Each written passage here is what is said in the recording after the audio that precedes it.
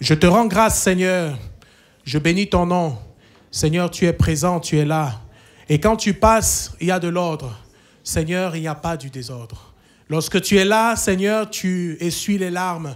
Lorsque tu es là, Seigneur, tu touches les cœurs. Seigneur, tu ne laisses personne indifférent. Seigneur, tu vois notre condition, tu nous connais mieux que nous-mêmes. Seigneur, même ce que nous n'arrivons pas à exprimer, Seigneur, tu vois déjà et tu sais comment le faire. Tu sais comment agir. Tu agis, tu agis. Je bénis ton nom, Seigneur, parce que tu es là ce matin. Seigneur Jésus, nous sommes là. Ce n'est pas que nous sommes au rendez-vous, mais toi, tu es déjà là bien avant nous. Et Seigneur, tu as envie de nous faire du bien. Tu veux faire du bien à mon frère. Tu as envie de faire du bien à ma sœur. Seigneur, tu vois ce que nous traversons. Tu connais nos deuils, tu connais nos souffrances. Seigneur, tu connais ce qui nous chagrine. Tu connais, Seigneur, ce qui nous arrive au quotidien. Seigneur, parce que tu es avec nous chaque jour.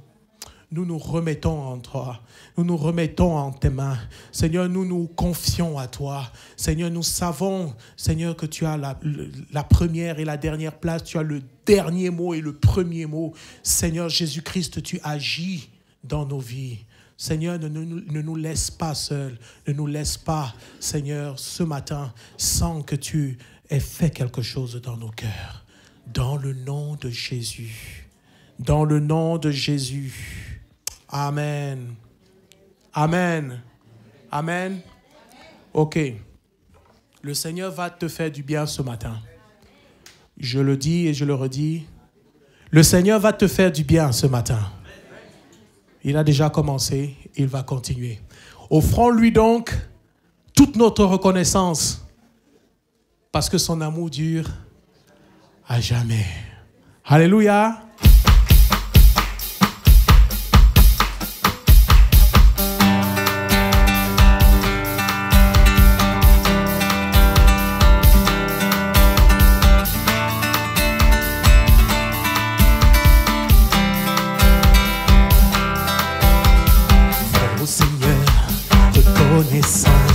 Son amour dure à jamais, car il est bon, il est au-dessus de tout. Son amour dure à jamais. Chantons, chantons. D'une main puissante et d'un bras tendu, son amour dure à jamais. Il nous donne une vie nouvelle. Son amour dure à jamais. Chantons, chantons. Oui, chantons. Chantons. Oh, chantons. Chantons. À jamais. À jamais Dieu est fidèle. À jamais Dieu est grand. À jamais Dieu est avec nous. À jamais, à jamais, à jamais Dieu est fidèle. À jamais Dieu est grand. À jamais Dieu est avec nous. À jamais, à jamais, à jamais.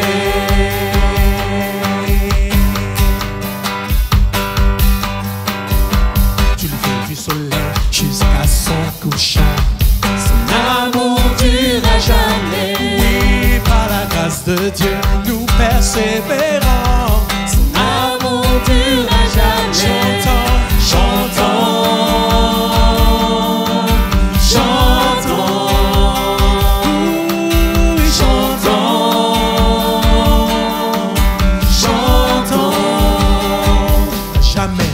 À jamais Dieu est fidèle. À jamais Dieu est grand.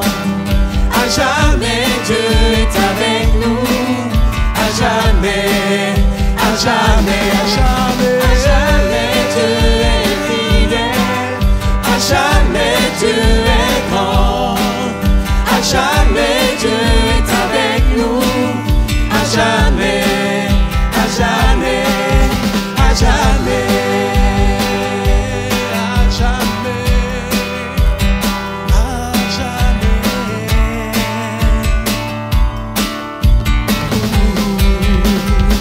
Son amour ensemble.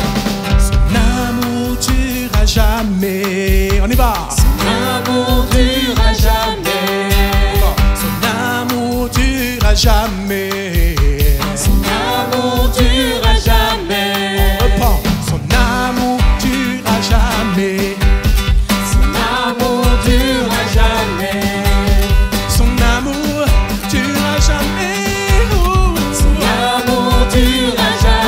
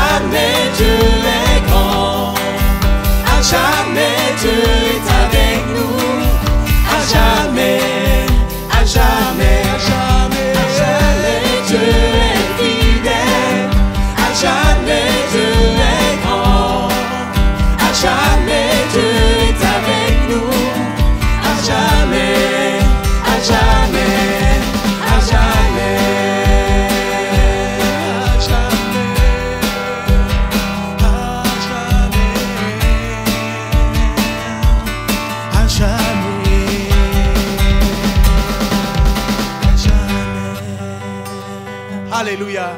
Tu es grand, Seigneur. Et nous t'offrons toute notre reconnaissance ce matin. Alléluia. Béni soit ton nom, Seigneur. À jamais. On reprend ensemble. À jamais, Dieu est fidèle. Encore. À jamais, Dieu est grand. Il est parmi nous. Il est à jamais, Dieu est avec nous. Il nous guide, il nous console. À jamais. Il marche avec nous à jamais. À jamais, Dieu est fidèle. À jamais. À jamais, Dieu est grand. Tu es avec ton à jamais, Dieu est avec nous. À jamais. Jamais. Jamais. Alléluia. J'ai soif de toi, Seigneur, ce matin. Alléluia.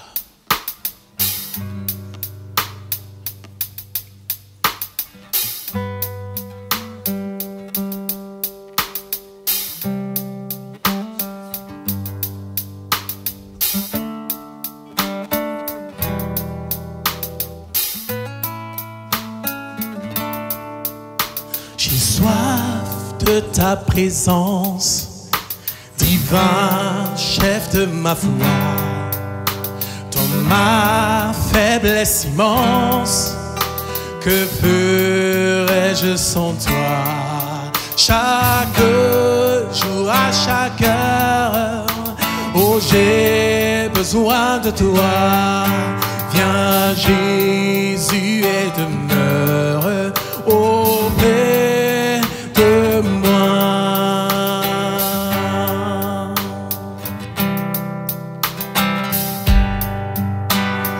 L'ennemi de l'ombre rôde autour de moi, accablé par le nombre. Que ferais-je sans toi? Chaque jour, à chaque heure, oh j'ai besoin de toi. Viens Jésus et demeure auprès de moi. Chaque jour, à chaque heure, oh j'ai besoin de toi. Viens Jésus et demeure auprès de moi. Viens Seigneur auprès de moi.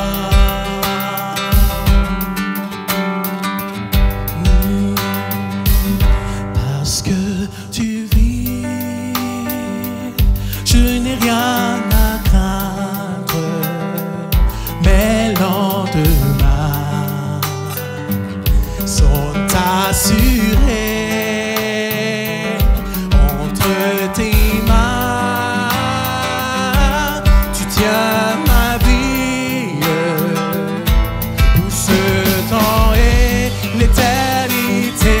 Je sais tu vis parce que tu vis.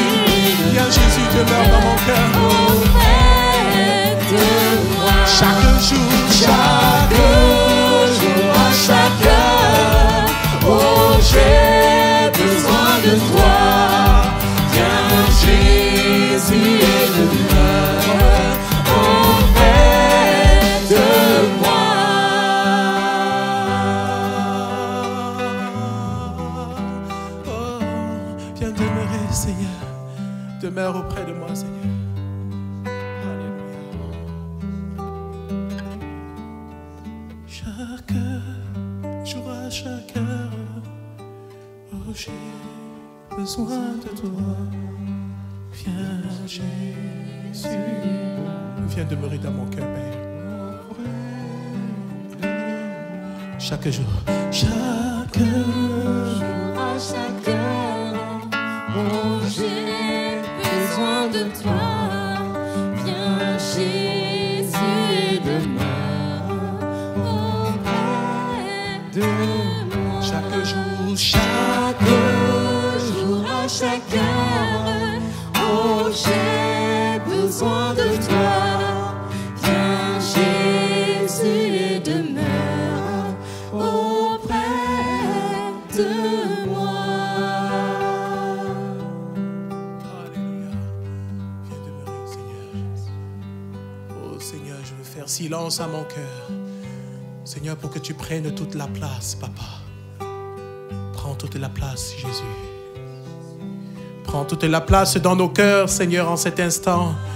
Viens raviver, Seigneur, la flamme, Seigneur, là où le feu s'éteint. Seigneur, viens embraser, Seigneur Jésus. Alléluia. Viens embraser, Seigneur. Alléluia, alléluia. Alléluia. L'Éternel a une armée ce matin. Et cette armée est constituée de son peuple. Son peuple, c'est toi et c'est moi. Alléluia.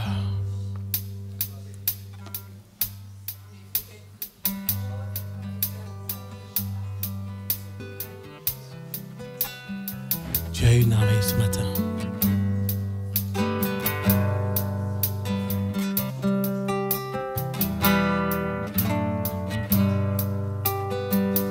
Tu as une armée qui se lève pour lui obéir. Tu as une armée qui se lève le servir. pour le servir. Peuple de Dieu, lève tes mains pour l'adorer. Peuple de Dieu, ouvre ta bouche. Dieu veut parler. C'est l'Esprit de Dieu qui l'amène, qui mène au séparé. C'est l'Esprit de Dieu qui l'entraîne au combat. Peuple de Dieu, lève tes mains pour l'adorer. Peuple de Dieu, ouvre ta bouche. Dieu veut parler.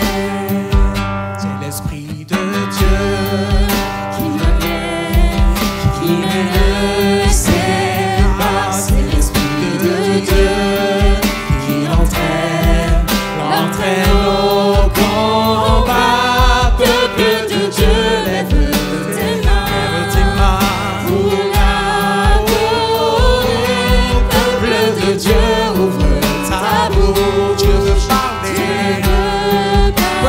parler. Peuple de Dieu, lève tes mains pour l'adorer. Peuple de Dieu, ouvre ta bouche. Dieu veut parler. Il veut parler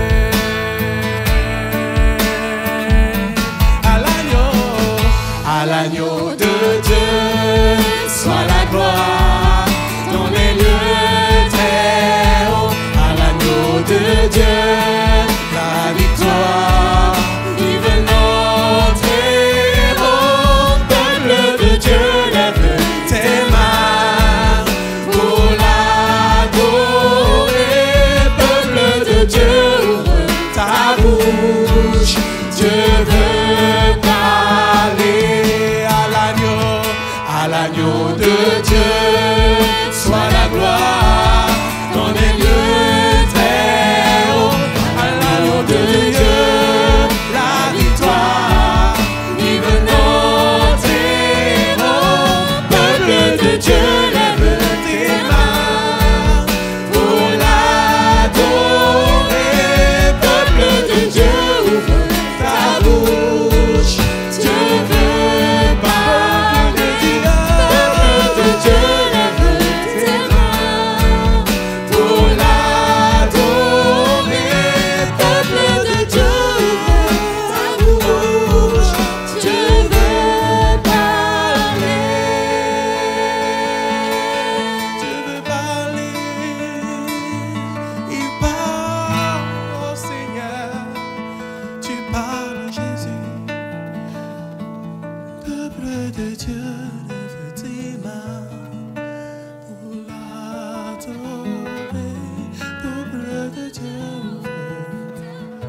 parler à mon cœur.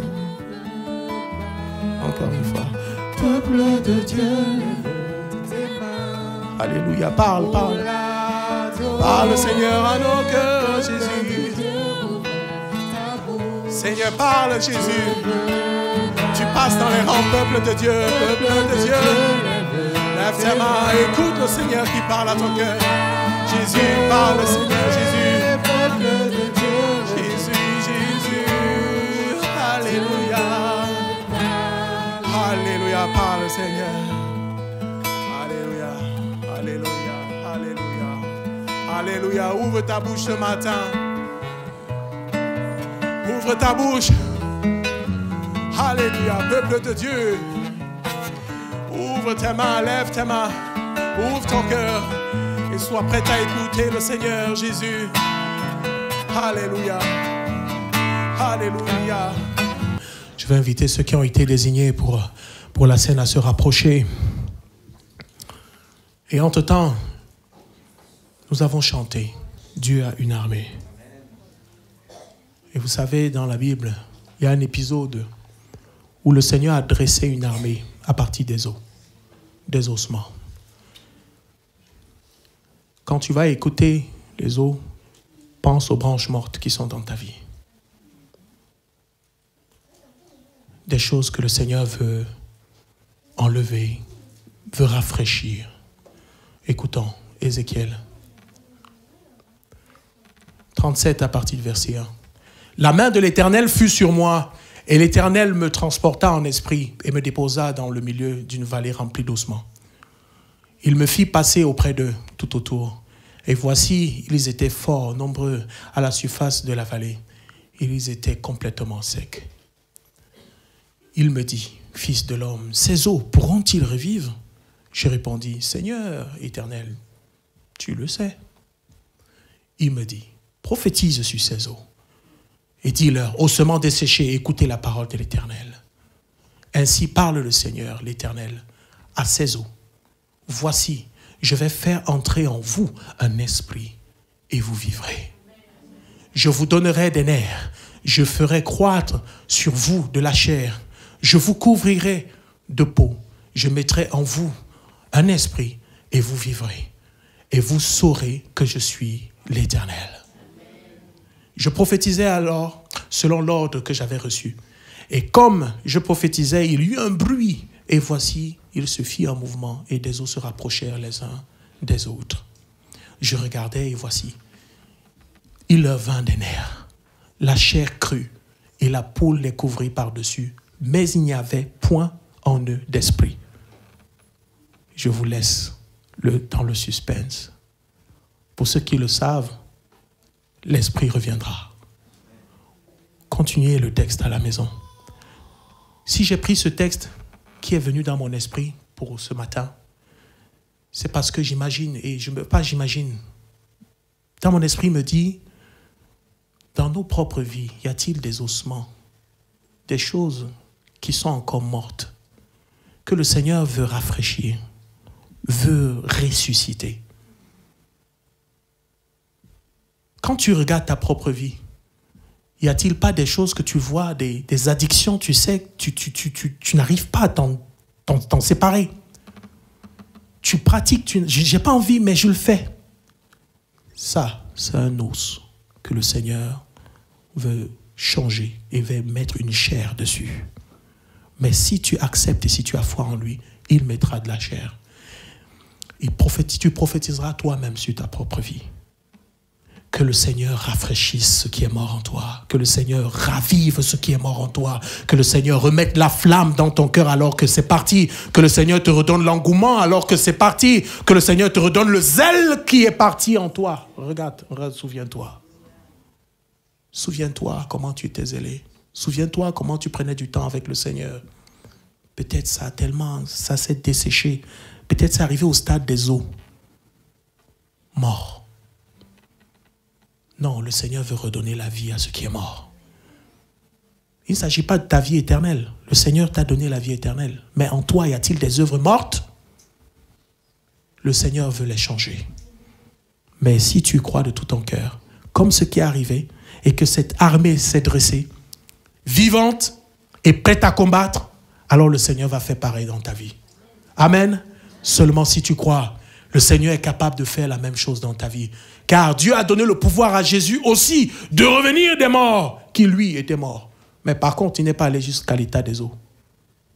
Parce que sa chair n'a pas pourri. Alors, le Seigneur te donne la vie ce matin. Est-ce que tu veux la saisir? Dis oui, je veux la saisir, Seigneur. Je veux saisir cette vie. Je veux que tu enlèves dans mon cœur, en moi, dans ma vie, toutes les branches mortes. Déclare-le devant le Seigneur ce matin. Prends un temps ce matin, toi-même, sincèrement, reconnais dans ton cœur s'il y a des voies sur lesquelles tu te trouves qui sont contre celles de l'Esprit de Dieu et demande pardon. Change de comportement, change de vie et laisse le Seigneur donner la vie à ce membre-là, ce membre qui est attaqué par la mort, par le péché. Et prends du temps devant le Seigneur ce matin, avant de prendre le pain et le vin. Prenons un temps, chacun pour sa part. Merci beaucoup, Roi de gloire, pour le souffle nouveau, Seigneur, que tu as mis en nous. Seigneur, comme nous l'avons, Seigneur, chanté, Seigneur, plus que chanté, comme nous l'avons, Seigneur, déclaré, comme nous avons adoré, Seigneur, comme nous avons loué.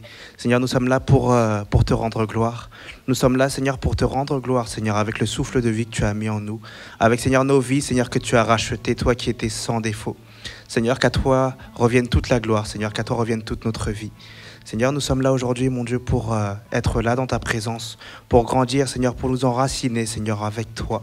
Seigneur, je te prie de bénir, Seigneur, ce pain, Seigneur, et ce vin, Seigneur, que nous allons boire, Seigneur Jésus. Nous ne le faisons pas, Seigneur, par habitude, mais nous le faisons déjà premièrement par amour, Seigneur Jésus, et par obéissance.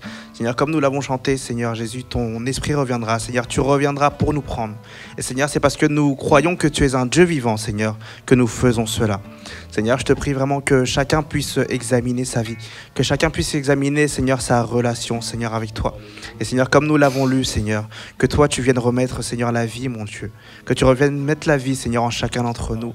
Que, Seigneur, tu viennes donner à chacun, Seigneur, sa part de restauration, Seigneur. Que tu viennes guérir, Seigneur, chacun selon la blessure, Seigneur, qu'il a pu recevoir, Seigneur Jésus. Seigneur, j'élève ma voix parce que je sais que tu parles, Seigneur Jésus. Tu parles à nos cœurs, Seigneur. Tu nous gardes encore, Seigneur, de tout un tas de choses. Et Seigneur, c'est pour cela que nous voulons, Seigneur, vraiment t'adorer, Seigneur, par notre vie. Non pas t'adorer uniquement avec les lèvres, Seigneur Jésus, mais t'adorer par notre vie. Seigneur, bénis chaque personne ici présente, Seigneur Jésus. Et que chacun, Seigneur, que personne, Seigneur, ne se prive, mon Dieu, de la grâce, Seigneur, que tu as déversée, mon Dieu, sur chacun d'entre nous.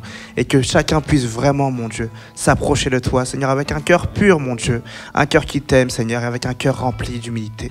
Merci beaucoup, Jésus-Christ, parce que personne, Seigneur, personne n'aurait pu faire, Seigneur, ce que tu as fait. Personne, Seigneur, ne peut faire encore ce que tu fais, Seigneur, et personne ne fera, Seigneur, ce que tu as déjà prévu pour nous. Seigneur, nous avons l'assurance de ton retour, et c'est pour ça que nous persévérons, mon Dieu, ensemble, pour te rendre toute la gloire. Qu'à toi, Seigneur, soit notre vie, qu'à toi, Seigneur, soit notre souffle, qu'à toi, Seigneur, soit nos pensées, Seigneur, et qu'à toi, Seigneur, soit nos cœurs. Viens régner, viens siéger, Seigneur Jésus. Amen. La voix du Seigneur t'appelle. Il faut répondre. Réponds oui à l'appel du Seigneur. Amen. Mes frères, vous pouvez passer.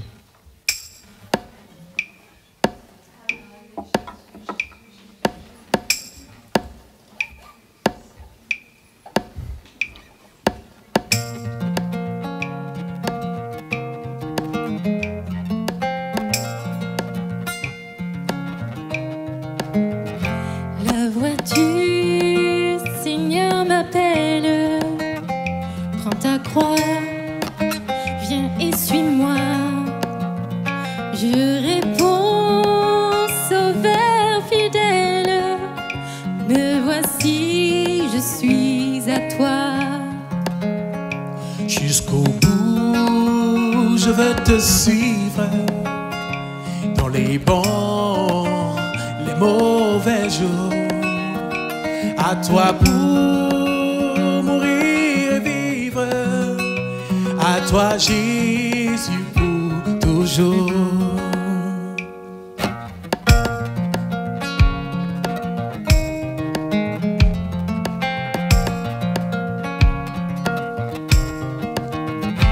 Jésus donne grâce et gloire. Pour le suivre,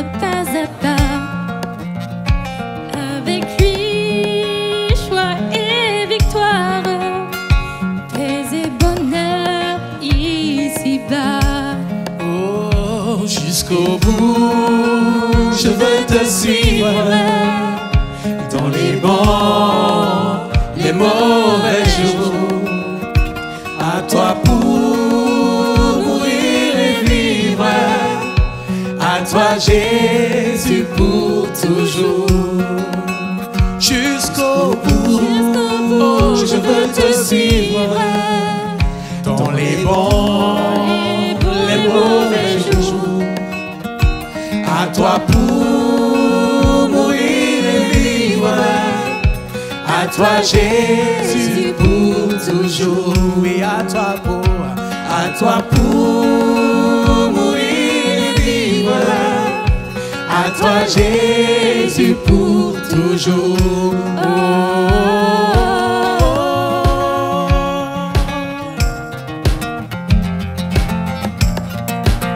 On peut taper les mains ensemble. Jusqu'au bout ensemble. Jusqu'au bout, je veux te suivre, coûte que coûte. Je veux te suivre jusqu'au bout. Je veux te suivre, coûte que coûte. Je veux te suivre jusqu'au bout. Je veux te suivre, coûte que coûte. Je ne veux pas abandonner, Seigneur. Encore une fois, je veux te suivre jusqu'au bout. Je veux te suivre, coûte que coûte. Je veux te suivre.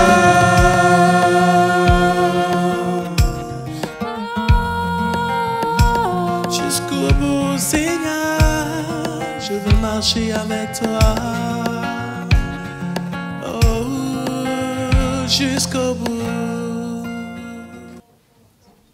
Oui, Seigneur mon Dieu, merci pour cette grâce que tu nous permets dans ta présence en ce matin, Seigneur. Et comme ce chant nous le dit, Seigneur, jusqu'au bout, Seigneur, nous voulons te suivre, Seigneur, dans les bons comme dans les mauvais jours, parce que nous croyons que, quelles que soient les adversités, quelles que soient, Seigneur mon Dieu, les forces qui se dresseront contre nous, tu es au-delà de tout cela, Seigneur. Et nous voulons te dire merci. Merci pour cela, merci pour ta présence en ce matin, merci pour le Saint-Esprit, Seigneur. Merci pour les dons, les prophéties, tout ce qui a été dit, Seigneur, ce matin. Et nous voulons te présenter les offrandes, Seigneur mon Dieu, ce que ton peuple a donné ce matin, Seigneur mon Dieu, pour la construction de l'Église, Seigneur, pour les offrandes ordinaires. Que ceux qui ont donné soient bénis, Seigneur, que ceux qui n'ont pas donné et qui donneront demain soient encore bénis, Seigneur. Merci parce que cette Église t'appartient, Seigneur. Merci, Seigneur mon Dieu, parce que nos projets sont entre tes mains, Seigneur. Le projet d'extension, de construction, nous voulons aller plus loin avec toi, Seigneur mon Dieu, avec l'Église, pour avoir encore d'autres personnes, d'autres âmes, Seigneur mon Dieu, qui te recherchent, Seigneur. Et Seigneur, parce que tout ce que tu as créé, Seigneur, croît, Seigneur. Alors nous devons aussi croître aussi au niveau spirituel, mais au niveau matériel aussi. Et c'est ce que tu nous demandes. Alors, Seigneur, que ton nom soit loué, que ton nom soit élevé.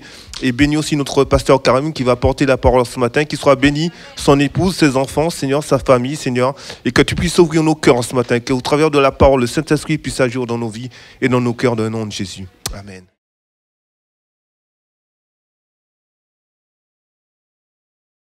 Heureux ceux qui ont faim et qui ont soif de justice, ils seront rassasiés. Rassasiés, c'est qu'on n'en peut plus. Et ça, c'est bon. Si on arrive à être rassasié de la présence de Dieu, alors c'est bon. Alors ce matin, que vos cœurs soient ouverts dans l'attente, même si vous n'avez pas de requête particulière, d'attente, de victoire à remporter, ou une réponse particulière en attente, sachez que votre soif, votre attente va aussi déterminer la manière dont vous allez ingérer la parole de Dieu, la manière dont la parole va faire un effet ou pas, et un effet plus ou moins grand dans votre vie, en termes de révélation, de connaissance. Non pas la connaissance pour avoir la grosse tête, mais la révélation pour grandir justement dans la révélation et faire de nous, de toi, un croyant, des croyants forts, qui tiennent bon, qui ne sont pas ballottés à tout vent de doctrine, et qui sont bons dans la foi, qui ne vivent pas selon les émotions, les sentiments, mais qui sont ancrés dans la foi. Et quoi qu'il arrive, ils croient.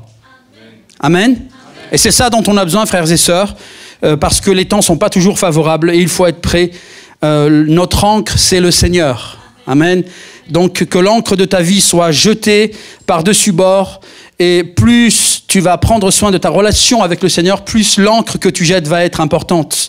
Et il va garder la barque de ta vie stable, même dans les temps de tempête. Ça va secouer, mais ça ne va pas se retourner. Et ça ne va pas être emporté, en tout cas par le courant. Amen. Alléluia. Alors ce matin, on va évoluer dans l'épître aux Éphésiens. Le Seigneur m'a conduit là, dans cette épître, et je pense même, je sens, après avoir prêché au premier culte et avoir continué à prendre des notes, je pense qu'on va même poursuivre là dans les prochains dimanches, en tout cas pour ce qui me concerne, on va rester sur l'épître aux Éphésiens. Paul, qui a rédigé ces épîtres, et notamment celle-là, il était en prison, et c'est là qu'on peut comprendre le contraste. Si Paul, avec la vie qu'il a eue et l'arrière-plan duquel il vient, est capable d'écrire des choses tellement grandes et tellement puissantes, c'est qu'il a vécu quelque chose d'énorme. Écoutez bien. On a, nous, souvent, les chrétiens évangéliques, une vue aseptisée de l'évangile, et même notre façon de lire, de nous mettre dans le contexte est faussée parce qu'on vit dans les temps modernes, on est dans le confort, on a tout ce qu'il faut, et on pense que Paul, c'est notre petit frère parce qu'il connaît le Seigneur, ouais, c'est le plus grand des apôtres. Mais Paul, c'était une terreur avant, c'était le persécuteur de l'Église, c'était le pire de tous. Pharisien, fils de pharisien, à fond dans la loi judaïque. C'était un nationaliste et un radical de la loi mosaïque. Rien d'autre ne devait passer. Et tous ceux qui s'opposaient, qui se levaient sur son chemin, ils étaient lapidés. Vous entendez? Donc Paul était l'ennemi numéro un, l'ennemi juré de l'Église. Tous les croyants, toutes les communautés de croyants étaient terrifiés à son nom, et de savoir que Paul était autour, tout le monde était terrifié parce qu'il avait un témoignage terrible. Mais ce même Paul a été arrêté sur le chemin de Damas par le Seigneur lui-même qui lui parle, Jésus, et qui se présente en plus en lui disant, lorsque Paul dit « Qui es-tu ?», il lui dit « Je suis ». Vous vous rendez compte ? Paul qui a grandi dans la loi mosaïque, qui connaît l'histoire de Moïse, qui connaît toutes ces choses, ce Jésus qui se révèle à lui, qui le stoppe sur son chemin, lui dit en réponse, il lui dit « Je suis Jésus ». Et donc, Paul, là, en un clin d'œil, comprend que le Jésus qui est en train de lui parler, eh bien, c'est ses disciples que Paul évertué à assassiner et à faire lapider les uns après les autres.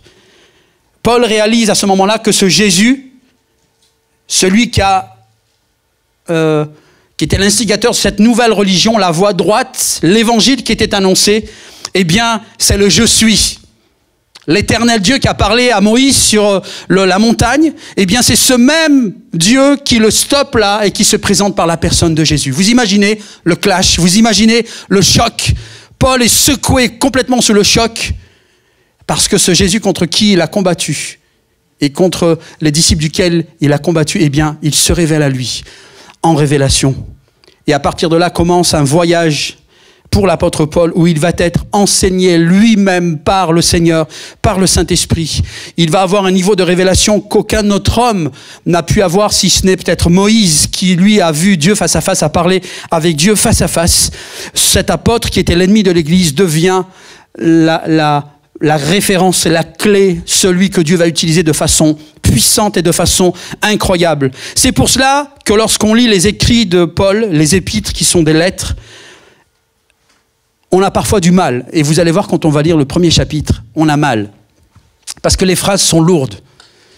La syntaxe est obligée d'être aussi lourde que ça, parce qu'en fait, c'était compliqué avec des mots humains, intelligibles, de transcrire la révélation que Paul avait eue des choses spirituelles. Vous entendez ? Et c'est là qu'on voit la limite des humains. Et moi, je vous encourage vraiment, de toutes mes forces, à lire les épîtres. Ne lisez pas juste le lait dans les évangiles, allez dans les épîtres et les épîtres de Paul. En tout cas, ma favorite, c'est Éphésiens et Romains aussi, qui sont des puissantes épîtres qui nous enseignent et qui nous font grandir et qui nous donnent envie de ressembler à Paul et qui nous donnent envie de ressembler à Pierre et de vivre ce qu'ils ont vécu. Parce que c'est à notre portée, frères et sœurs. Vous m'entendez ? C'est à notre portée. Et on a besoin, quand on lit les écrits, les épîtres, de nous mettre dans le contexte et replacer Paul dans son contexte et son arrière-plan. Ce qu'il était avant d'être l'apôtre des gentils, il était le persécuteur de l'Église. Amen. Et pourtant, le Seigneur l'a béni au-delà de toute attente, plus que d'autres qui ont servi à ses côtés. puisque Paul a évolué avec d'autres apôtres, d'autres disciples, et qu'ensuite il est devenu la référence puisque nous avons ses écrits, et c'est celui qui nous gâte avec ses épîtres. Alors, lisons Éphésiens chapitre 1er. On commence au verset 3, si vous êtes d'accord. Et il dit donc, « Loué soit Dieu, le Père de notre Seigneur Jésus le Christ, car il nous a comblés des bénédictions de l'Esprit dans le monde céleste, qui, virgule, toutes, virgule, sont en Christ, point. » Imaginons le contexte, frères et sœurs, regardez-moi. Paul, persécuteur de l'Église, il avait une réputation terrible, tout le monde tremblait à l'écoute de son nom. Ce même Paul est là, transformé par le Seigneur, c'est quelque chose de surnaturel, vous comprenez qu'on n'est pas dans un registre religieux, et là ce même apôtre, enfin ce même homme qui était persécuteur et qui devient apôtre, annonce et met l'emphase constamment sur Christ, en Christ, par Christ, pour Christ, constamment. Et c'est ce qu'il va faire là dans tout ce chapitre d'Éphésiens. Pourquoi c'est important de lire Paul? Parce que, en fait, c'est un des rares hommes dans la parole qui a eu cette proximité avec le Seigneur et avoir été enseigné, d'avoir ce niveau de révélation, avoir été capable avec des mots intelligibles de les retranscrire pour que nous puissions nous en accaparer. Mais également parce que, comment dire, il désire que nous prenions de la hauteur. Et on voit Paul, j'ai l'impression ça brûle dans mon cœur quand je lis parce que c'est comme si je me voyais un peu là, essayer de balbutier, d'essayer de vous convaincre, de partager des choses. Les mots manquent, mais mon désir, c'est que on élève le niveau, vous comprenez ? Parce qu'on a trop tendance à regarder ici-bas et avoir nos considérations ici-bas sur la terre. On transpose tout ce qu'on vit avec le Seigneur par rapport aux choses d'ici-bas. Et c'est tout le contraire, en fait. Il faut bien qu'on vive la réalité des contraintes d'ici-bas. Le Seigneur, Paul, nous invite à élever le débat et à prendre de la hauteur. Et c'est ce qu'il fait dans tous les épîtres. Et je vous encourage à les lire, à les méditer, à les étudier, parce que c'est ce qui va vous permettre, dans votre foi, de prendre de la hauteur. Et d'ouvrir vos yeux un peu plus chaque jour sur votre identité. Hein, c'est un truc à la mode, ça, l'identité du chrétien. Mais si on fait qu'en parler, c'est qu'une formule. Mais ton identité, tu vas la découvrir dans la parole. YouTube, TikTok, Insta, vous allez trouver de bonnes vidéos, alléluia, qui vont peut-être traiter de ce sujet, mais la meilleure référence, ça reste la parole de Dieu. Et ta vie avec le Seigneur dépend de ton attachement à la parole et de la manière dont tu t'alimentes dans la parole. Si tu manges 3 repas par jour pour nourrir ton corps, alors tu dois faire le minimum, autant pour ton âme et pour ton esprit, nourrir ton âme. Autrement, il ne faut pas s'étonner de faire des hypoglycémies spirituelles et d'être KO dès qu'on fait le premier effort. Dès qu'on a une mauvaise nouvelle, on tombe, c'est le monde qui s'écroule. Parce que justement, notre foi n'est pas ancrée suffisamment dans la parole. Je blâme personne, hein. On est humain, on a tous nos difficultés et nos faiblesses.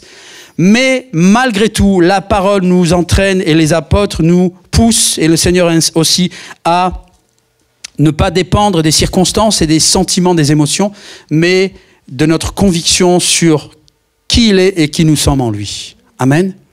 Vous êtes avec moi? Vous avez chaud? Non, ça va? Moi, j'ai chaud. Hein. Si ton voisin a chaud, tu lui fais un peu d'air. S'il s'endort, tu le réveilles. Mais restez réveillés. Je vais m'y atteler en tout cas.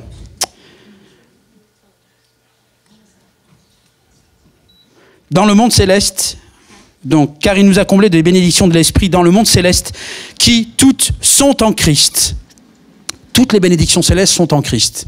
Donc pour ceux qui ont des doutes sur la divinité de Jésus, qui se disent « mais non, je ne comprends pas comment Jésus peut être Dieu », parce que si, arrête de réfléchir, arrête de te casser la tête et d'essayer de comprendre avec ton cerveau des choses qui dépassent l'entendement humain. On parle de choses qui relèvent du mystère, mais ce mystère peut être révélé par l'action du Saint-Esprit qui va te rendre capable de comprendre ces choses. En lui, verset 4, bien avant de poser les fondations du monde, écoutez bien, il nous avait choisis pour que nous soyons saints et sans reproche devant lui. En lui, bien avant de poser les fondations du monde. Et bien là, l'apôtre Paul insiste sur l'aspect éternel et divin du Seigneur.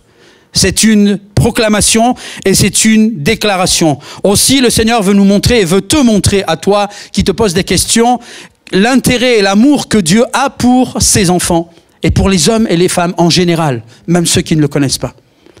Il te connaissait avant même la fondation du monde. Dieu avait un plan. Dieu avait prévu. Et heureusement, sinon c'est pas Dieu. Si on arrive à expliquer Dieu et que Dieu est limité, et autant limité que les humains, alors je vous le laisse et je vais en trouver un autre. Mais le Dieu de la Bible est ce Dieu qui sait toutes choses, qui maîtrise toutes choses et qui prévoit toutes choses. Vous avez vu que dans prévoir, il y a pré, hein? Prévoir, voir avant. Mais ça, c'est un Dieu, ça. Un Dieu qui voit les choses avant qu'elles soient. Amen.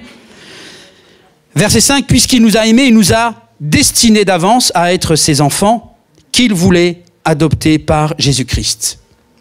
Adopter, qu'est-ce que ça vient faire dans le texte? Je ne savais pas que j'avais été adopté, vous saviez, vous? Eh bien, on a été adopté. Comment est-ce qu'on peut expliquer ça bibliquement? Lors de la création, le Seigneur installe Adam et Ève dans le jardin d'Éden. Vous êtes d'accord? L'ennemi vient sous la forme d'un serpent, trompe Adam et Ève, ils pêchent, ils désobéissent. Et Satan, à ce moment-là, s'empare du pouvoir royal, de la royauté, de ce pouvoir qu'il avait donné à Adam et Ève. Et c'est à cause de cet acte que Satan devient le prince de ce monde. C'est pas Dieu qui avait fait de Satan le prince de ce monde. C'est l'acte de désobéissance d'Adam et Ève qui a donné la force à Satan pour devenir le prince de ce monde. Dès lors que Satan devient le prince de ce monde, il s'accapare l'humanité et il devient le père de l'humanité. Et c'est pour cela qu'avant Christ, nous étions appelés les enfants du diable. Le père, vous avez pour père le diable. C'est ce que Jésus disait aux pharisiens.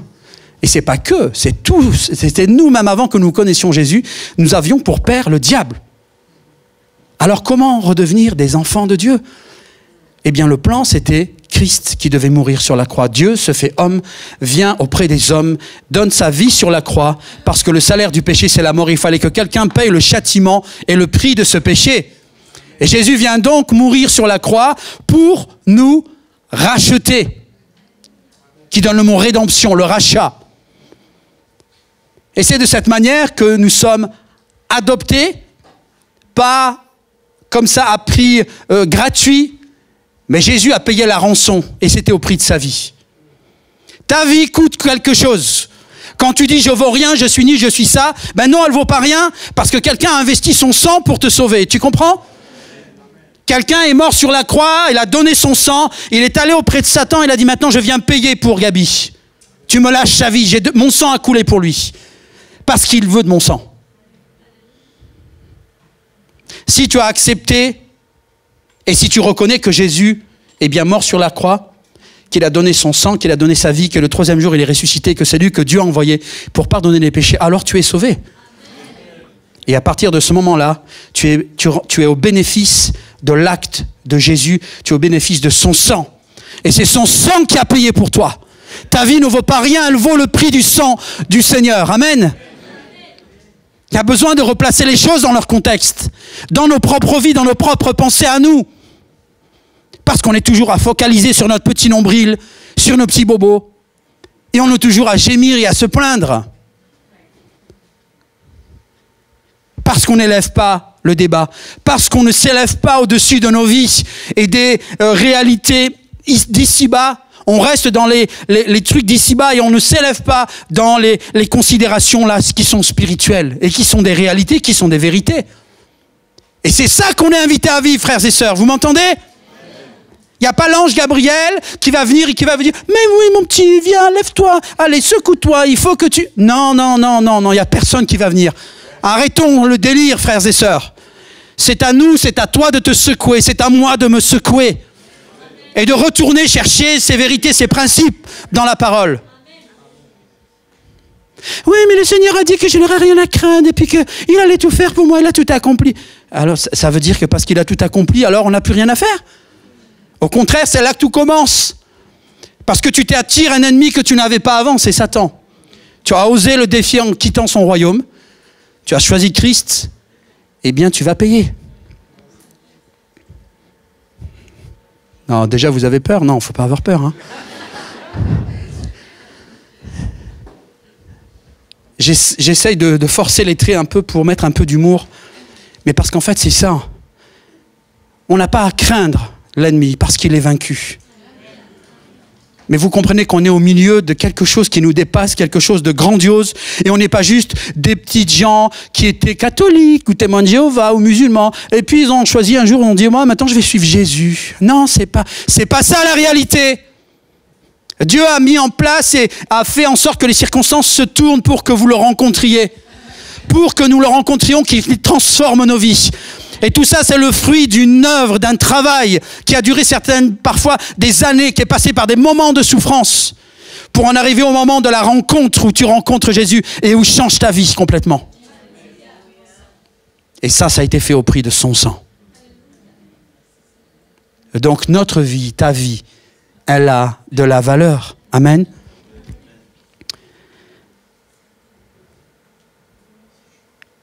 Est-ce que tu peux dire Jésus m'a adopté. Amen. J'ai reçu l'esprit d'adoption. C'est ce que dit la parole. Non, ne tordez pas vos bouches là. C'est quoi le truc? C'est quoi qui ne va pas avec vous? J'ai reçu l'esprit d'adoption. Si tu n'es pas capable de dire ça, c'est qu'il y a un problème avec ta foi. Je suis sérieux les amis. Vous savez pourquoi? Parce que Satan, lui, il rigole pas.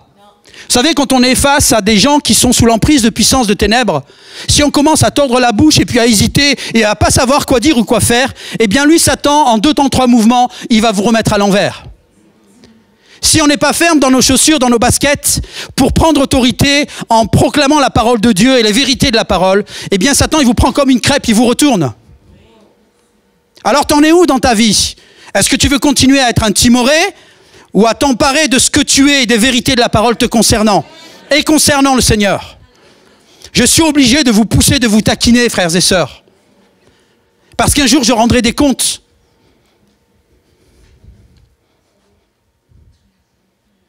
Arrêtez d'attendre l'ange qui vient vous aider, vous secourir. Jésus a tout accompli justement sur la croix. Il a tout fait. Voilà, maintenant c'est ta part. Tu te lèves et tu te bats. À la mort, à la vie.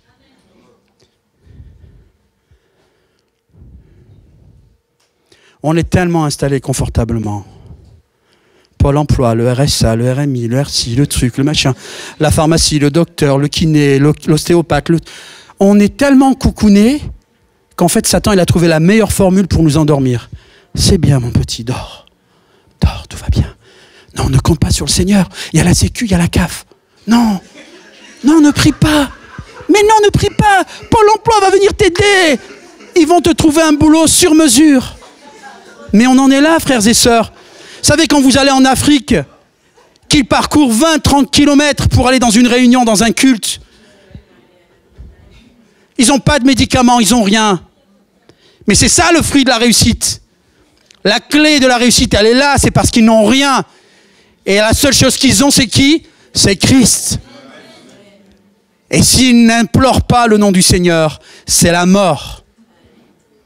Et c'est grâce à ça, dans leur malheur, c'est grâce à ça qu'ils vivent les plus belles expériences. Parce qu'ils sont privés de tout. Nous pensons que nous avons tout, mais nous n'avons rien. Un jour, des missionnaires ont rencontré des croyants qui venaient d'ex-URSS. Et les missionnaires leur ont montré des vidéos de ce qu'était l'Occident et puis comment les chrétiens vivaient. Et puis à la fin, ils ont proposé à ces croyants donc, qui vivaient dans ces régions persécutées sous le régime communiste, ils leur ont dit, si vous voulez, on va prier pour vous, pour que vous puissiez jouir de la foi librement comme nous en Occident. Et là, les chrétiens ont dit, non, non, merci, jamais. Alors les autres missionnaires ont dit, mais pourquoi? C'est quoi le problème? Non, non, on préfère continuer à vivre dans la condition dans laquelle nous sommes, parce que nous crions à Dieu et Dieu nous entend. Vous avez tout, mais en fait, il vous manque l'essentiel, c'est-à-dire les expériences avec le Seigneur. Vous entendez, frères et sœurs? Ça prend du mouvement, ça prend de la réalisation là dans notre esprit, de réaliser ce que nous sommes, réaliser le contexte dans lequel nous sommes et à ne pas nous endormir. Nous avons reçu l'esprit d'adoption et nous avons été rachetés à prix fort. Tu as été racheté à prix fort. Satan n'aime pas entendre ces mots. Tu as été racheté. Alléluia. Et c'est le sang de Jésus, le sang de l'agneau qui est sur ta vie. Mais ça, tu dois en être conscient. Je ne peux pas en être conscient pour toi, mon frère, ma sœur. Jeune ou moins jeune, c'est des principes, des choses, des vérités que vous devez garder en éveil, comme d'un feu que dont votre vie dépendrait. Ce feu, s'il s'éteint, c'est votre vie qui en pâtit. Eh bien, ta foi, c'est ce feu que tu dois entretenir. Tu ne dormiras pas de la nuit s'il le faut pour aller chercher du bois sec et pour alimenter ce feu. Parce que si ce feu s'éteint, tu meurs. Eh bien, ta foi, c'est aussi grave, aussi sérieux que ce feu. Merci pour les amen.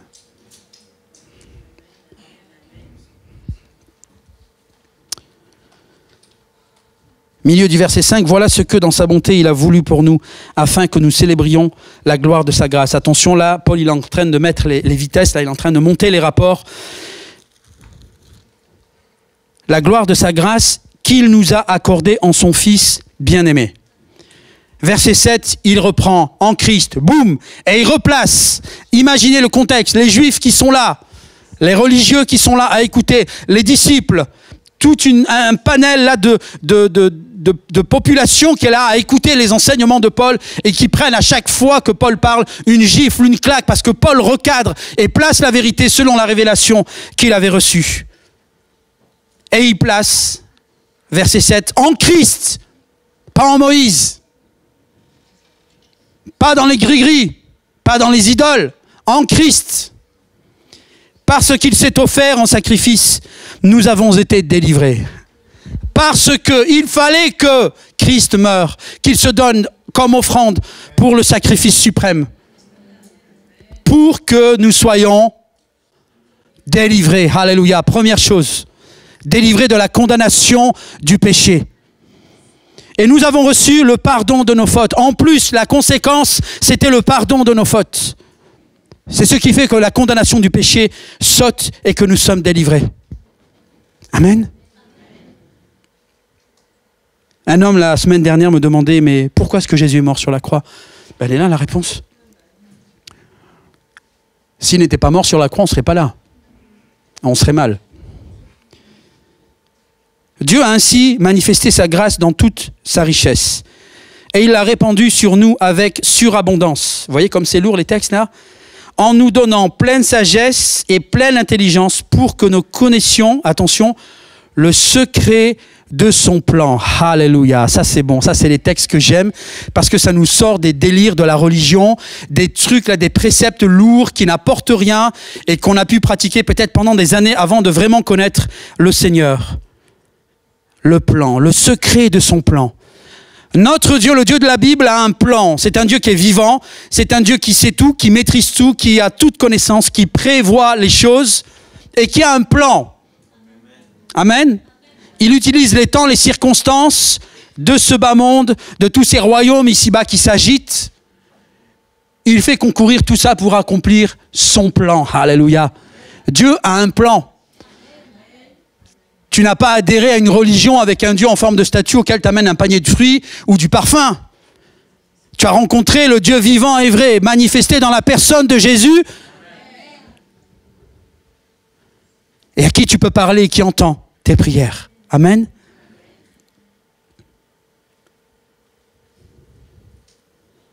Et ce Dieu n'était pas paumé à dire « Oh, qu'est-ce que je vais faire ?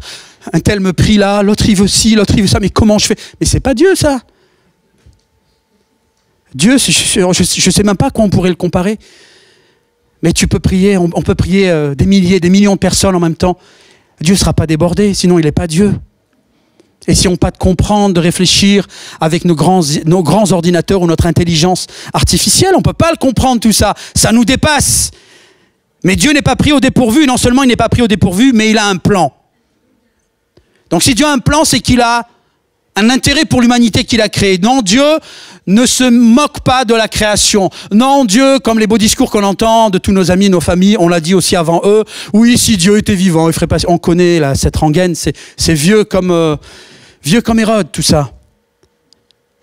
Mais à nous de répondre à ces amis que oui, Dieu prend en souci l'humanité et son bien-être parce qu'il a mis en place un plan. C'est à nous d'être éveillés à ce plan et de rentrer dans ce plan. Alléluia.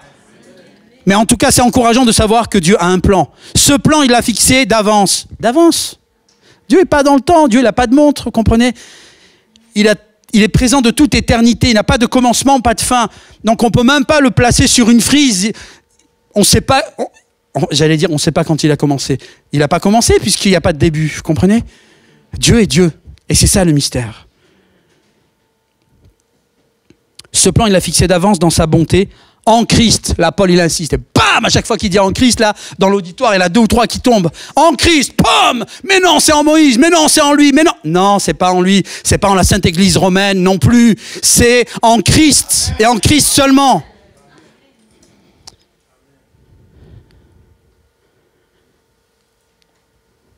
Il l'a fixé d'avance dans sa bonté, en Christ, pour conduire les temps vers l'accomplissement. Ça, c'est bon. Dieu se joue de tout ce que les hommes font. Dieu joue avec les circonstances et les situations pour conduire son plan vers l'accomplissement. Amen. Et il le fait. Et son plan avance, les prophéties s'accomplissent, et son plan est mis à exécution. Selon ce plan, attention, selon ce plan, on a les instructions maintenant, on sait en quoi consiste ce plan. Selon ce plan, tout ce qui est au ciel, c'est-à-dire tout ce qui est spirituel, et les choses pour lesquelles nous n'avons pas une pleine connaissance, parce que nous sommes limités dans un corps physique, les choses d'en haut, les choses célestes, les choses spirituelles, tout ce qui est au ciel et tout ce qui est sur la terre doit être réuni sous le gouvernement du Christ. Wouh! Comprenez qu'on n'est plus dans les considérations religieuses là, hein. On n'est plus dans ce qu'on nous a appris au catéchisme, à l'école coranique ou autre chose. Là, on est dans un truc mais qui nous dépasse. Dieu a un plan, il fait concourir les circonstances pour accomplir son plan, et le désir de Dieu, c'est de réunir ce qui est en haut et ce qui est en bas sous le règne, sous le gouvernement de Christ. Puisque Christ est roi. Amen. Ça vous donne pas le vertige, ça? Seulement ça, si on veut le savoir, il faut qu'on lise, frères et sœurs. Pour qu'on le comprenne. Ça bénit nos vies, et ça te bénit quand tu dois parler du Seigneur à tes amis, à tes collègues, à ta famille.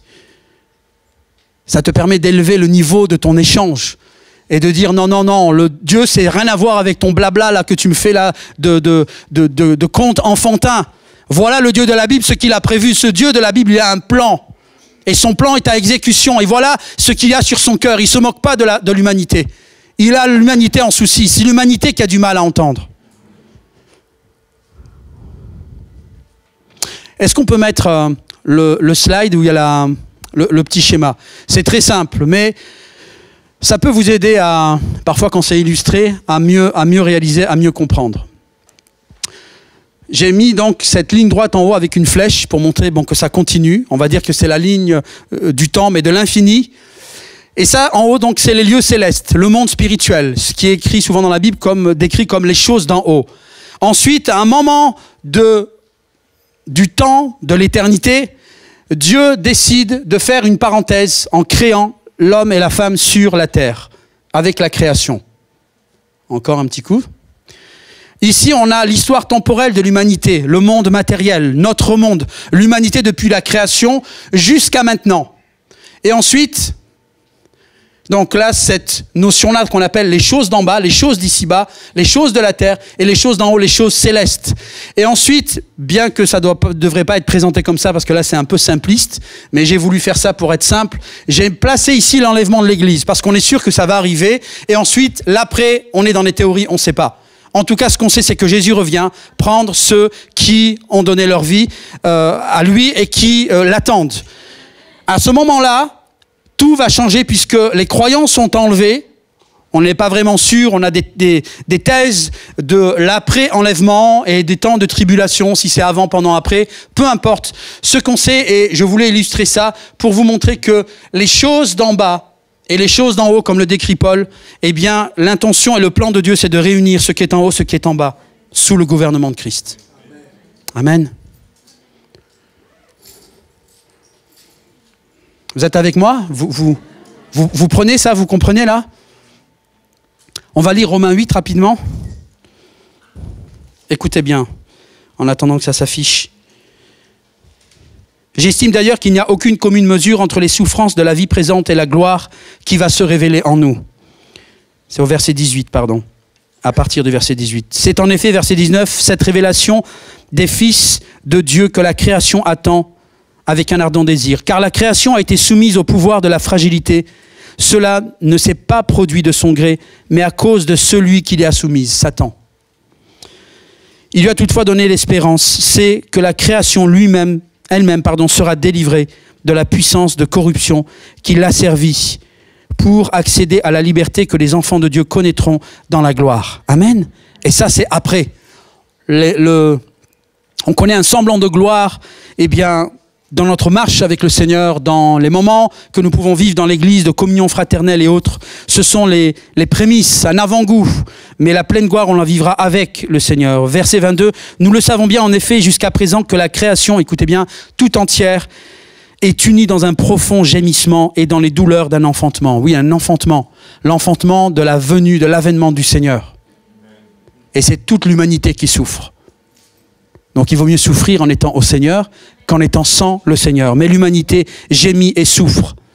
Elle n'est pas seule à gémir, car nous aussi, qui avons reçu l'Esprit comme avant-goût de la gloire, nous gémissons du fond du cœur en attendant d'être pleinement établis dans notre condition de fils adoptif, ou fille adoptive, c'est la même chose, quand notre corps sera délivré, quand on quittera ce corps de chair et de sang, et qu'on rejoindra le Seigneur.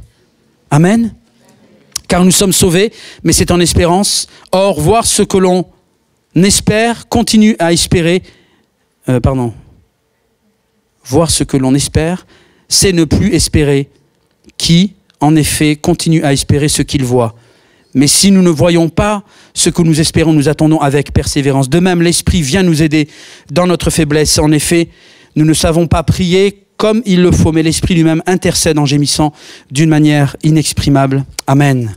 Vous êtes toujours là ou vous êtes endormis là? Votre ventre commence à gargouiller? Ça va, tout va bien, l'estomac est OK? On continue. Je vais m'efforcer d'être rapide.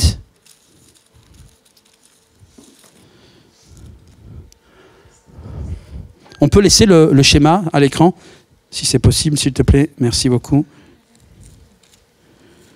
Réunir ce qui est en haut et ce qui est en bas sur la terre sous le gouvernement de Christ.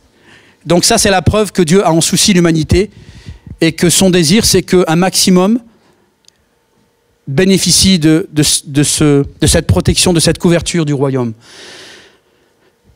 Mais ça, c'est la responsabilité de l'Église. C'est notre responsabilité, frères et sœurs. Le Seigneur peut envoyer des anges, peut venir, mais c'est le mandat de l'Église. C'est à nous d'annoncer, nous sommes ici dans une ambassade, dans un consulat du royaume des cieux. Nous sommes les ambassadeurs et nous sommes appelés à représenter le royaume duquel nous venons, le royaume de Dieu. Amen. C'est notre responsabilité et c'est sérieux et grave, frères et sœurs. C'est pas quelque chose à prendre à la légère parce que c'est notre mandat, c'est pas le mandat de quelqu'un d'autre. Le Seigneur a fait sa part, nous devons faire la nôtre. Amen. Ainsi, nous avons été destinés, donc là on revient dans Éphésiens, donc pardon mon frère, oui, si tu veux remettre le texte, vas-y, je t'en prie. J'avais oublié qu'on allait reprendre la lecture. Éphésiens 1, 12. La fin du verset 11. Ainsi, nous avons été destinés d'avance à célébrer la gloire, nous qui, les tout premiers, avons placé notre espérance dans le Messie. C'est qui ça, nous? Qui? Pourquoi Paul parle de ça? De qui est-ce qu'il fait allusion? À qui il fait allusion? Nous qui, les premiers, espérions dans le Messie. Eh bien, il parle du peuple d'Israël, du peuple juif, qui lui était dans l'attente et qui était le peuple de la promesse. Mais les hommes et les juifs en premier pensaient que ce salut n'était réservé qu'au peuple d'Israël, au peuple juif. Mais Dieu, dans son plan, avait prévu que les nations entrent, puisque c'était ce qui était au-dessus et en dessous, en bas et en haut, qui devaient être réunis sous le royaume de Christ. Dieu ne faisait pas de préférence en choisissant un peuple seulement, mais au travers de ce peuple, c'était la porte ouverte vers tous les peuples. Donc nous, les premiers, comme il mentionne, Paul insiste en parlant des Juifs, en parlant d'eux et en parlant aux Juifs qui étaient là, ils avaient placé leur espérance dans le Messie. Et en Christ, vous aussi, vous avez entendu le message de vérité, cet évangile qui vous apportait le salut. Israël a été conduit par la loi comme un pédagogue, bien qu'ils ont vu que cette loi c'était un échec parce qu'ils étaient incapables d'accomplir la loi, seul Christ l'a accompli. Et Christ accomplit la loi et vient, apporte pour l'humanité, il restaure le royaume et il apporte le salut, le message de l'évangile, le message de vérité et de salut. Et nous, les nations, qui ne sommes pas issus d'Israël, eh bien nous bénéficions au même titre qu'Israël des promesses que Dieu lui avait faites. Amen. Vous êtes avec moi? J'espère que ça prend place, peut-être pour certains, que les pièces du puzzle se mettent les unes aux autres pour constituer vraiment l'image de ce plan que Dieu a pour l'humanité. Vous qui avez obtenu de Dieu l'Esprit Saint, qu'il avait promis et par lequel il vous a marqué de son sceau. Waouh! Vous avez reçu le Saint-Esprit? Je n'ai pas posé la question assez fort. Est-ce que vous avez reçu le Saint-Esprit? Amen. Si tu as reçu Jésus, tu as reçu le Saint-Esprit. Hein? On est d'accord? Si tu as reçu le Saint-Esprit, tu as été marqué. Il y a un sceau sur toi. Ne cherche pas sous la douche où il est, tu ne le trouveras pas. Ce n'est pas physique. Mais spirituellement, tu as été marqué d'un sceau. Et ça, c'est pas les trucs pour faire joli dans la Bible, pour donner des émotions aux gens naïfs et bêtes qui vont lire la Bible et leur faire croire des trucs stupides. C'est la réalité. Parce que quand vous écoutez les témoignages de sorciers ou de satanistes, ils vous disent que sur la vie de chrétiens, en observant, non pas dans le monde matériel, mais dans le monde spirituel, les chrétiens sont marqués. Ils ont quelque chose sur eux qui les distingue des autres. Les satanistes ne peuvent même pas toucher les enfants de chrétiens pour lesquels les parents prient. Ils voient et ils savent que ces enfants sont gardés. Parce que vous savez qu'ils sont chargés dans les écoles de faire du recrutement, hein, les satanistes. Ils le font, hein. Mais maintenant, des satanistes viennent au Seigneur et vous balancent ça sur TikTok ou Instagram. Donc on connaît la stratégie de Satan, on sait comment il fonctionne et on comprend aussi notre bêtise parfois. On n'avait pas vu la puissance de la prière, on n'avait pas vu la puissance de la vie de Dieu en nous qui nous distingue dans le monde spirituel. Tu as été marqué d'un sceau, amen. Est-ce que tu le crois? Amen. Tu dois t'en rappeler, le confesser, le proclamer. Pour pas oublier, pour que demain tu recommences pas à gémir, à pleurer. Et moi je suis faible, et je suis fragile. Au bout d'un moment, il faut qu'on avance, vous comprenez? Il faut qu'on arrête de s'écouter. Ce qui prime, c'est ce que la parole dit de moi. C'est pas ce que je ressens ou ce que je pense. Et vous devez frapper, battre, jusqu'à ce que ça rentre. On a tous eu du mal avec ces choses. Mais vous laissez les émotions, les sentiments de côté, vos opinions, et vous adhérez à ce qui est écrit dans la parole. Et vous le confessez comme la vérité absolue et ultime. Il est écrit, c'est ce que Jésus a dit. Jésus n'a pas commencé à faire une prédication quand Satan est venu. Il est écrit, et c'est ça qu'on a besoin. Il est écrit. Seulement pour dire il est écrit, il faut connaître ce qui est écrit. Vous avez compris? Alléluia. Tu es marqué de son sceau. Pour lui appartenir, c'est cet esprit qui constitue l'acompte de notre héritage. Tu as reçu un acompte, mon frère, ma sœur. Et tu dois être le bon gestionnaire. Tu sais que tu avais reçu là beaucoup d'argent là dans ta poche. Tu ne le vois pas. Mais tu as reçu un acompte de la gloire à venir. Les arts de l'esprit, un acompte de l'esprit.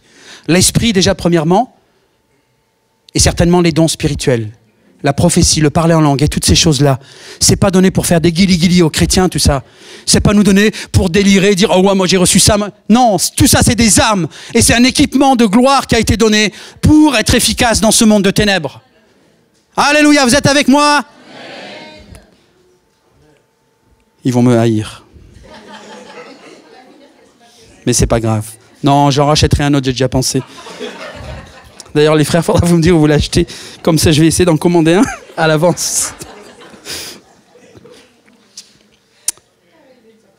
En attendant la délivrance du peuple que Dieu s'est acquis, ainsi tout aboutit à célébrer sa gloire. Amen. On va terminer, je vais vous demander du courage, on va lire les quelques versets qui suivent, parce que c'est une prière de Paul. Écoutez bien. Paul a très bien conscience que c'est compliqué et que ce qu'il a vécu, on le prend parfois peut-être pour un allumé, pour un illuminé, parce qu'on a du mal même à comprendre ce qu'il dit. Outre les gifles qu'il donne, par les déclarations qu'il fait, on a du mal parfois à le suivre. Et il voit que les disciples sont affectés aussi et que les disciples sont longs à la comprenette. Vous savez, comme avec Jésus. Jésus avait annoncé qu'il allait mourir et puis les disciples, ils avaient toujours rien compris au moment de la croix. Eh bien, on est pareil. Ça n'a pas changé. Nous sommes les mêmes. Mais Paul, voyant ça, il prie pour les disciples. Et cette prière, elle est valable pour nous, frères et sœurs. En tout cas, c'est ma prière déjà pour moi-même et pour vous. Que le Seigneur nous aide, parce que c'est une nécessité, c'est pas une option. Tu m'entends? Écoute-moi bien, mon frère, ma sœur. Si pour toi c'est une option et que tu prends ce message à la légère, franchement, retourne dans ta religion. Pardonnez-moi d'être direct, mais je vous le dis. Tu peux pas être en Christ et être à demi comme ça. Sinon, tu es venu dans un club. Mais ici, c'est pas un club, en fait. C'est où tu es en Christ à 100%, ou il faut que tu réfléchisses encore. Ou peut-être tu as besoin de te convertir, tu t'es pas vraiment converti. Tu n'as pas vraiment vécu une rencontre avec le Seigneur. Vous êtes avec moi? Lisons verset 15. Pour toutes ces raisons, moi aussi, après avoir entendu parler de votre foi au Seigneur Jésus et de votre amour pour tous ceux qui appartiennent à Dieu, je ne cesse de dire ma reconnaissance à Dieu à votre sujet quand je fais mention de vous dans mes prières. Et là, il prie. Je demande que le Dieu de notre Seigneur Jésus-Christ, le Père qui possède la gloire, vous donne par son esprit, avec un grand E. Pas par TikTok, par Instagram ou par une imposition de main, par un prophète, une prophétesse intergalactique. Faites attention où vous allez. Non, je vous le dis parce qu'en fait, on est obligé de rencontrer des chrétiens, de faire des visites et on apprend qu'ils sont allés se faire imposer les mains par un tel. Et puis après, nous, il faut passer derrière pour ramasser les morceaux et pour essayer de faire quelque chose par la grâce de Dieu pour que le problème initial soit réglé, mais surtout nettoyer et réparer les dégâts qui ont été faits sur le chemin.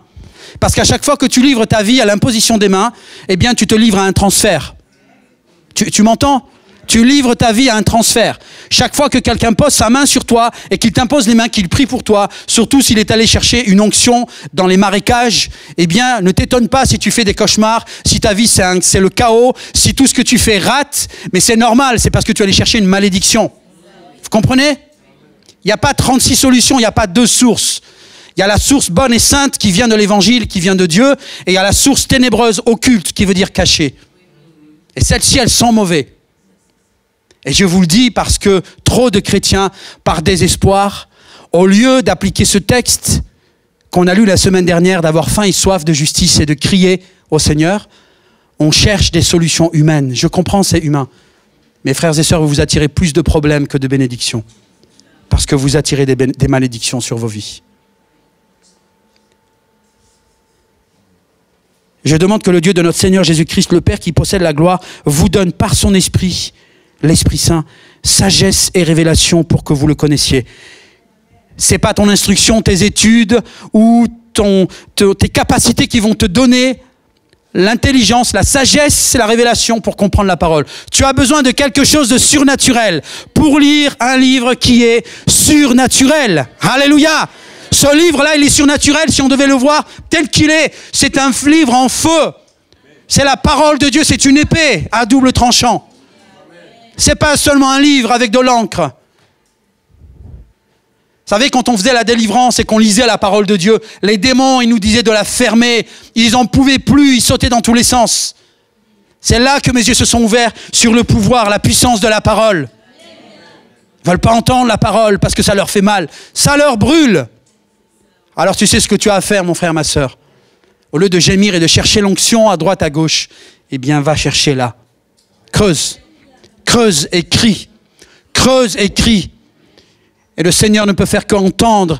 Et au moment où il a décidé, il va te sauver. Il va venir à ton secours. Il va répondre à ta requête. Amen. Sagesse et révélation pour que vous le connaissiez. Vous comprenez le raisonnement? Sagesse, révélation. Donc il y a une dépendance avec le Seigneur dans ta marche avec le Seigneur. Pour que tu le connaisses. Mais que tu le connaisses comment? Par magie? Non, dans la parole. Tu reçois cette sagesse, cette révélation. Tu es capable, en lisant, en méditant la parole, de recevoir la connaissance dont tu as besoin. Qu'il illumine ainsi votre intelligence, pas l'intelligence humaine, l'intelligence spirituelle, afin que vous compreniez en quoi consiste l'espérance à laquelle vous avez été appelés. Quelle est la glorieuse richesse de l'héritage? Ça, je crois qu'on est loin, on n'a rien compris en fait. La glorieuse richesse de l'héritage que Dieu vous fait partager, vous fait partager avec tous ceux qui lui appartiennent. Dieu nous a fait un cadeau énorme. Il a partagé sa gloire avec l'Église. Amen. L'extraordinaire grandeur de la puissance qu'il met en œuvre en notre faveur, à nous qui plaçons notre confiance en lui. Cette puissance, en effet, il l'a déployée dans toute sa force en la faisant agir dans le Christ lorsqu'il l'a ressuscité d'entre les morts l'a fait siéger à sa droite dans le monde céleste. Amen. Jésus n'est pas mort seulement, il est ressuscité, il est parti auprès du Père. Il a la place d'honneur auprès du roi des rois, la droite. Il règne et il fait de ses ennemis son marchepied parce que son trône est élevé. Il a besoin d'un marchepied pour descendre auprès de ses sujets.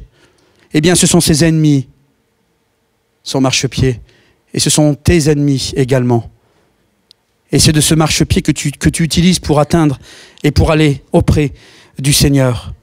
Là, dans les lieux célestes, écoutez bien, et on termine avec ça, le Christ est placé bien au-dessus de toute, écoutez bien, c'est pas innocent, de toute autorité, de toute puissance et de toute domination et de toute souveraineté.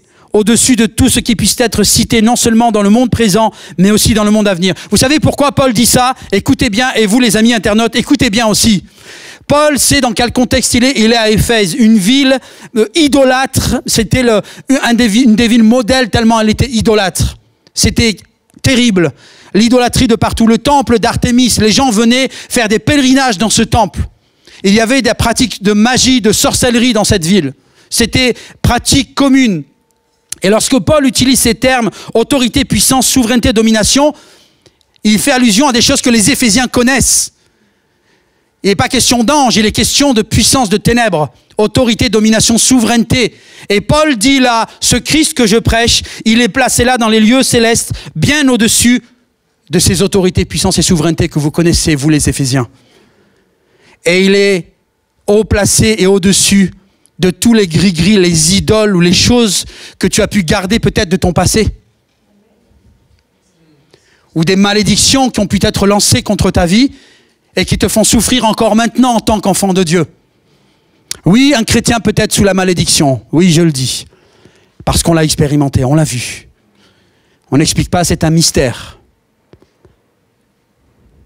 Il y a parfois des choses que nous traînons de notre passé qui ont besoin d'être brisées, confessées, renoncées pour qu'il y ait une complète libération. Et on l'a vu dans notre parcours avec des dizaines et des dizaines de chrétiens que nous avons reçus en visite et pour lesquels il a fallu prier. Et qui étaient embarrassés, qui étaient obstrués par des choses de leur passé.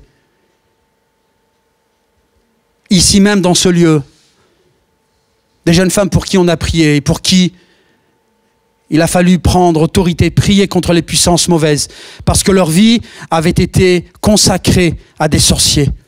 Leur vie avait été consacrée à des puissances de ténèbres. C'est la réalité de l'évangile, frères et sœurs. On n'est pas dans Casimir et le village dans les nuages. C'est la réalité ici-bas. Eh bien, ce Christ a été placé là, dans les lieux célestes, au-dessus de toutes ces puissances, ces autorités. Et il a autorité sur ses autorités, sur ses souverainetés. Amen. On a la libération dans le nom de Jésus-Christ. Verset 22, Dieu a placé sous ses pieds, Dieu a tout placé, sous ses pieds. Et ce Christ qui domine toute chose, vous entendez? Il n'y a pas de doute, on ne tergiverse pas. Dieu a placé Christ et il domine toute chose. Il l'a donné pour chef, avec un grand C, à l'Église, qui est son corps. C'est pas le pape, hein, vous savez ça. Hein. Alors si tu es en train encore de prier le pape ou d'aduler le pape, c'est Jésus, hein, le chef de l'Église. Vous êtes avec moi? Non mais je vous le dis au passage, et puis aux amis internautes. Vous savez, Jésus revient bientôt, on va continuer d'arrêter d'être politiquement correct. C'est pas le pape le chef de l'Église, c'est Jésus. Il n'a pas demandé d'intérim. Il n'a pas demandé qu'on le remplace, il n'est pas malade Jésus. Il est toujours là, il s'occupe de son rôle, parce qu'aucun homme n'est capable de prendre le rôle de chef de l'Église. Parce que le corps, c'est son corps. Donc pour que le pape soit le chef de l'Église, il faudrait que l'Église soit son corps. Mais ce n'est pas le cas, c'est le corps de Christ. Amen. Que le Seigneur nous aide à réaliser toutes ces choses. Lui qui habite, en qui habite la plénitude de Dieu, qui remplit tout en tous. Amen, alléluia. Et ça, c'est ce que Dieu a fait dans nos vies. Et c'est ce dont nous sommes bénéficiaires. Alléluia. Seigneur, merci. Merci pour ta parole. Seigneur, c'est avec de simples mots humains, Seigneur, que nous voulons essayer de partager ta parole, Seigneur. Mais ta parole nous dit, Paul nous dit que c'est par la révélation, par la sagesse que nous pouvons être capables de recevoir, de comprendre ces choses. Seigneur, je te prie pour cet esprit de révélation. Je te prie, oui, d'illuminer les yeux de notre cœur, notre intelligence spirituelle, pour continuer d'avancer, de grandir avec toi. Et quoi qu'il arrive, quoi qu'il en soit, Seigneur, tu ne changes pas, tu es toujours le même. Ta parole reste ta parole et tu ne te repens pas de tes promesses. Alléluia. Tu as été placé, toi, Christ, au-dessus de tout pouvoir, de toute autorité, Seigneur. Et nous te soumettons nos vies, Seigneur. Je te soumets la vie de tous mes frères et sœurs ce matin dans ce lieu, Seigneur. Ceux qui n'ont pas pu venir, je te prie, Seigneur, de venir faire la lumière et de briller dans la vie de tes enfants et de venir libérer, guérir, Seigneur, faire du bien, relever, Seigneur, restaurer ce qui a été brisé et de sécher, d'anéantir tous les mensonges du diable sur la vie de ton Église, sur la vie de tes enfants. Au nom puissant de Jésus de Nazareth.